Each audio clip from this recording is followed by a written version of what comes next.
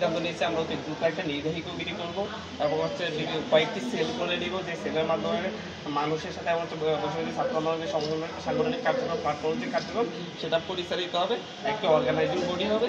এই বিষয়গুলো নিয়ে মূলত আলোচনা হয়েছে। আর আমরা একটা কর্মসূচি হাতে নিয়েছি, সেই কর্মসূচিটা হচ্ছে 100 দিন উপলক্ষে 100 দিন উপলক্ষে সারাদিন আমরা একটা কর্মসূচি নিয়েছি। সেই দিন আমরা পুরোপুরি শহীদ এবং আহতদের জন্য বৈষম্যবিরোধী ছাত্র আন্দোলন যারা ত্যাগ আছে তাদের জন্য আমরা উৎসর্গ করতে যাচ্ছি। ছাত্র জনতার সাথে কেন কনসাল্ট না করে তাদের মতামত না নিয়ে উপদেষ্টা কেন নিয়োগ করা হবে এবং কী প্রক্রিয়া নিয়োগ করছে সেটা আমরা জানতে চাইছি। কারণ আপনারা জানেন যে বর্তমানে দলীয় কোনো সরকার নেই, তাই দলীয় কোনো ফোরামে আলাপ আলোচনা করে সিদ্ধান্ত নেওয়ার কোনো অবকাশ নেই। আবার একই সাথে বর্তমানে সংসদীয় সরকারও নেই, তাই সংসদে আলাপ আলোচনা করেও কিন্তু আসলে মন্ত্রিপরিষদ সিদ্ধান্ত নেই। আমরা কখনোই সরকারের গুণগান গাই নাই এবং আমরা সবসময় ক্রিটিক্যাল ছিলাম। এটা আমাদের পাস্ট রেকর্ড যদি আপনারা চেক করেন তাহলে নিশ্চিত হতে পারবেন।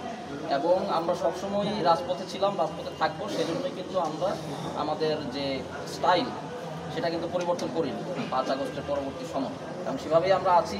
সরকারের যে কোনো ব্যর্থতা, সেটা দ্রব্যমূল্য নিয়ন্ত্রণে যদি সরকার গাফিলতি করে বা অন্য যে কোনো ক্ষেত্রে আমরা আওয়াজ তুলবো এবং আমরা অবশ্যই সরকারকে চাপ দিব যাতে করে সেক্ষেত্রে একটা ফলপ্রসূ। আপনারা দেখেছেন যে আমাদের বর্তমানে চলমান যে ইস্যুগুলো আছে এবং এছাড়াও আমাদের অভ্যন্তরীণ সাংগঠনিক শৃঙ্খলা ইত্যাদি বিষয় নিয়ে মূলত আমরা আলাপ করেছি। কীভাবে আমরা পরবর্তীতে আমাদের যে কমিটিগুলো গুছিয়ে আনতে হবে সেগুলো কীভাবে নিয়ে আসবো সেগুলো নিয়ে আমরা আলাপ আলোচনা করেছি।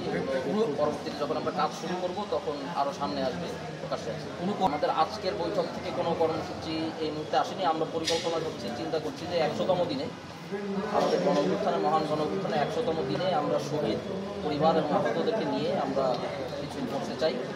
দেখেন, রাষ্ট্র যারা চালাচ্ছে তারা তো রাষ্ট্র যারা চালাচ্ছে তাদের মধ্যে সমন্বয়হীনতা থাকলে এটা নিয়ে প্রশ্ন হতে পারে, বাট সরকারের বাইরের অংশের সাথে সমন্বয়হীনতার আমার মনে হয় না আলাপ হওয়া দরকার। এখানে আমরা এখানে আমাদের নিজেদের মধ্যকার কোনো সমন্বয়হীনতা হচ্ছে কিনা বৈষম্যবিরোধী ছাত্র আন্দোলনের সমন্বয়কদের মধ্যে সেটা নিয়ে আমরা আলাপ আলোচনা করেছি এবং যে সকল সমন্বয়হীনতার কথা এসেছে সেই সকল সমন্বয়হীনতা কীভাবে উত্তরানো যায় এবং এই ক্ষেত্রে কীভাবে একটা রূপরেখা ঠিক করা যায় বিভিন্ন প্রস্তাবনা নিয়েছি।